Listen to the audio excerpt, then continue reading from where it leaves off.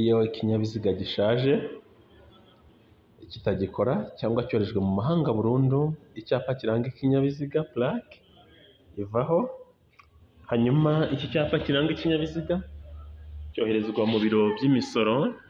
Icyapa kiranga ikinyabiziga cyoherezwa mu biro by'imisoro, hanyuma iki cyapa kiranga ikinyabiziga kigaherekezwa n'ikarita iranga ikinyabiziga ndetse n'inyandiko isobanura impamvu byoherejwe. Hanyuma ibyo bikorwa mu gihe kitarengeje imyaka 2. Ikinyabiziga gishaje cyangwa kigiye mu mahanga ubutazagaruka, ukuraho plaque, icyapa kiranga ikinyabiziga, hanyuma ukacyohereza mu biro by'imisoro. Iki cyapa kiranga ikinyabiziga giherekezwa n'ikarita ndanga, hanyuma kigaherekezwa n'inyandiko isobanura impamvu byoherejwe. Noneho ibyo bigakorwa bitarengeje igihe cy'amezi 2. Hanyuma ikintu cyose cyatuma hahinduka ibyanditswe bireba nyiri ikarita iranga ikinyabiziga bigomba kumenyeshwa ibiro by'imisoro, haba mu nyandiko cyangwa se mu magambo abavuga mu ibaruwa ishinganye. Ni ukuvuga ngo bimenyeshwa mu ibaruwa ishinganye cyangwa se ukaba wabivuga mu magambo, ariko nabo ugomba kubamenyesha mu gihe kitarengeje iminsi 8.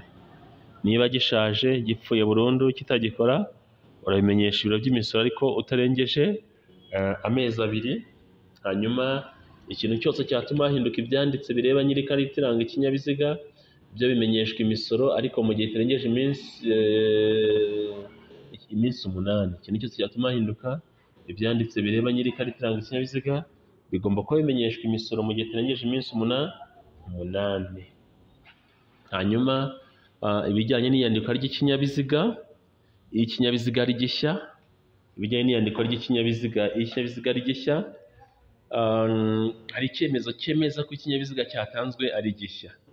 Iki cyemezo barabaza ngo gitangwa nande, mu kizamini dusubiza ko gitangwa n'uwagikoze cyangwa uwagicuruje. Nangwa cya cyemezo cyemeza ko ikinyabiziga ari gishya gitangwa n'uwagikoze cyangwa uwagicuruje. Muri icyo cyemezo cyemeza ko ikinyabiziga ari gishya rero hari ibintu bigomba kuba byanditsemo. Icya mbere haba handitsemo ingufu za moteri, icya kabiri haba handitsemo nomero ya sashe, umubare ntarengwa w'abagenzi, ingufu za moteri, nomero ya sashe, umubare ntarengwa w'abagenzi. Icyo ni ikinyabiziga gishyashya. Hanyuma cyasaza cyangwa ucyohereje mu mahanga utazagaruka, ukabimenyesha imisoro.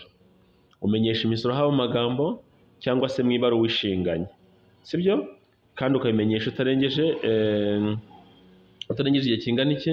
Ikinyabiziga gishaje cyangwa cyoherejwe mu mahanga burundu uramenyesha, ukamenyesha ibiro by'imisoro, wabyandika mu ibaruwa. Iyo bamenyesheje ufata plaque, icyapa kiranga ikinyabiziga, ikarita iranga ikinyabiziga, ikarita jaune, hanyuma ugashyiraho n'inyandiko isobanura impamvu byoherejwe kandi ukabikora utarengeje amezi 2. Hanyuma ikintu cyose cyatuma hahinduka ibyanditse bireba nyiri ikarita iranga ikinyabiziga, ibyo nabyo bigomba kumenyeshwa imisoro ariko ukamenyesha mu gihe kitarengeje iminsi 8. Umenyesha mu minsi ingahe? 8. Ibijyanye n'iyandikwa ry'ikinyabiziga, ibinyabiziga bya ambasade, ibya leta, iby'abikorera, imiryango ifite ubusone bwa ambasade, ikinyabiziga ari gishyashya. Ikinyabiziga gishya ni ukuvuga ngo ugiye kucyandikisha ntabwo wemerewe kujya mu muhanda utacyandikishije. Icyo gihe wowe waguze ikinyabiziga gishya, waba ukora muri ambasade, waba ukora mu kigo cya gisirikare, waba uri umupolisi, waba uri iki, ugomba kumenyesha ibiro by'imisoro ko waguze ikinyabiziga gishyashya kugira ngo baguhe plaque na carte jaune. Hanyuma rero iyo bamenyesheje bo barakubwira ngo duhe icyemezo cyemeza ko ikinyabiziga ari gishya. Icyo cyemezo gitangwa n'uwakoze ikinyabiziga cyangwa uwagicuruje. Hanyuma twavuze ko muri icyo cyemezo hari ibintu bigomba kuba byanditsemo. Hagomba kuba handitsemo nomero ya sashe, ingufu za moteri, umubare ntarengwa w'abagenzi, hanyuma n'ingeri y'ikinyabiziga. Hanyuma rero hari plaque zikunda kubazwa mu kizamini cyane 3. Plaque bavuga ngo ni IT, I na T, cyangwa se temporary matriculation, cyangwa se immatriculation temporary matriculation.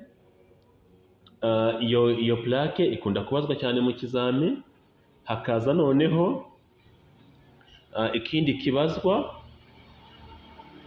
ni inyuguti ya R na M cyangwa se LM, R na M nayo irabazwa, R na M nayo irabazwa, inyuguti ya R na M nayo mu kizamini irabazwa. R ivuga Rwanda, n'iriya M ivuga market cyangwa se marchandise. Noneho hakaza n'indi plaque ya RL, R ya Rwanda n'iriya R y'ikirenge. So iyo R ya Rwanda n'iriya R y'ikirenge wakibaza ngo bitandukaniye he? Ni ukuvuga ngo ego ikinyabiziga ego iyo gishyizweho izo plaque burya biterwa nyine n'ikinyabiziga icyo ari cyo. Niba ari R na M ni ibinyabiziga bicuruzwa, hanyuma I na T ni ibinyabiziga byavuye mu mahanga by'agateganyo, hanyuma inyuguti ya RL yo ikaba isobanura za rumoroke na makuzungu. Ni ukuvuga ngo hari rumoroke na makuzungu, iriya R ivuga Rwanda, hanyuma L ikavuga lori rumoroke. So ni ukuvuga ngo rero iriya RM iriya M ibisobanura ko ari ibinyabiziga bicuruzwa, hanyuma iriya RL iriya R ndende ikaba isobanura lori cyangwa se rumoroke, hanyuma iriya nyuguti ya IT ivuga temporary matriculation cyangwa se matriculation temporaire.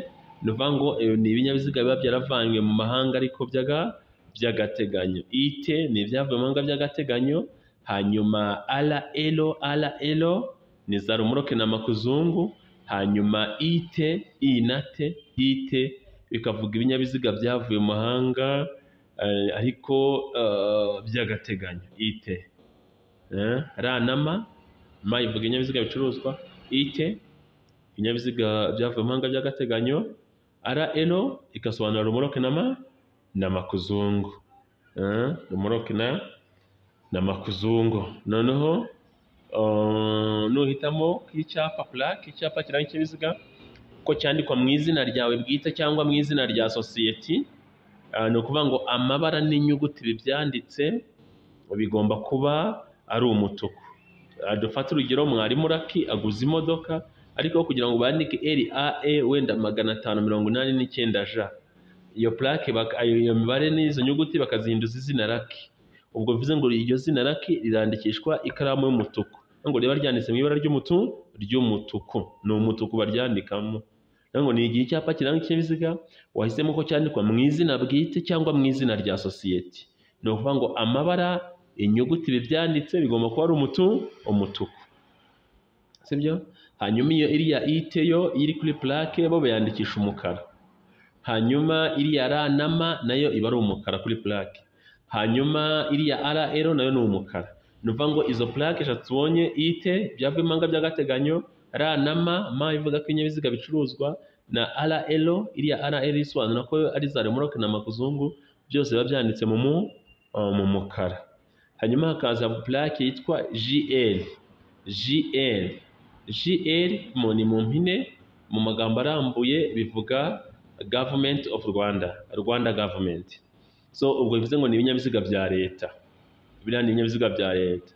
Hakaba noneho hakaza plaque ifite GP, G na P, GP ni ukuvuga ngo nayo iri mu mpine, ni ukuvuga ngo ni government project cyangwa se en français on dit projet de gouvernement. Ngo biriya binyabiziga by'imishinga rero ya leta nabyo bifite inyuguti ya GP, G na P, ni imishinga ya leta. So rero ibinyabiziga bya leta byo amabara byandikwamwo agomba kuba ari ubururu.